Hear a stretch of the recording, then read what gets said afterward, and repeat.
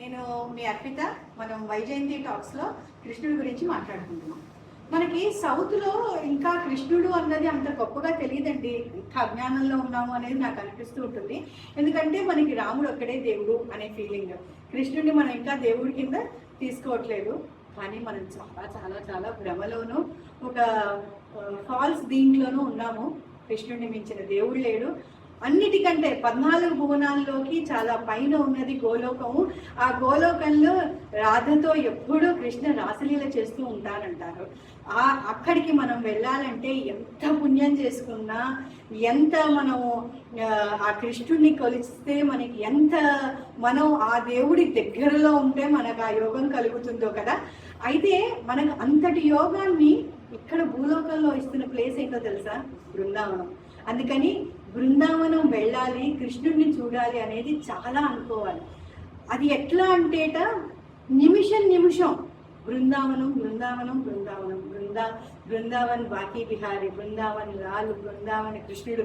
ఇట్లా మీరు ఎంత బృందావనం అన్న పేరు కనుక మీరు తలుచుకుంటే అంతటి యోగ్యం కలుగుతుందండి బృందావనం తీసుకెళ్ళడానికి, ఇవన్నీ ఆయన్ని పిలుచుకోవడానికి. ఎందుకనంటే మనం కాదండి వెళ్దాం అనుకుంటే వెళ్ళిపోయేది. మన డబ్బు ఉండొచ్చు, పరపతి ఉండొచ్చు, ఏదన్నా ఉండొచ్చు, కానీ పరమాత్మ అనుకోకపోతే మనకి ఏ రకమైన దర్శనం కానీ పిలుపు కానీ రాదండి. మన భక్తి, మనలో భక్తి కలగాలంటే కూడా ఆయనే చెయ్యాలి. రెండు ఉన్నాయి, కానీ ఆయనే చెయ్యాలి కదా. ఆయన చేయలేదు కాబట్టి నేను ఉన్నాను కాదండి. మన ప్రయత్నం, మనం ఒక అడుగు వేస్తే ఆయన 10 అడుగులు వేస్తాడు. మనం 10 అడుగులు వేస్తే ఆయన 1 అడుగు కాదు. మనం 1 అడుగు ఆయన వైపుకు వెళ్తే ఆయన 10 అడుగులు మన వైపుకు వేస్తాడండి. అంతటి గొప్పవాడు కృష్ణుడు. అందుకని బృందావనం వెళ్ళాలి అనుకునే వాళ్ళు ఎంతమంది ఉన్నారో, అయ్యో బృందావనం వెళ్ళలేకపోయామని బాధపడే వాళ్ళు అంతేమంది ఉన్నారంట. మనకి జయదేవుడు తెలుసు కదా, జయదేవుడు అష్టపదులు రాశాడు.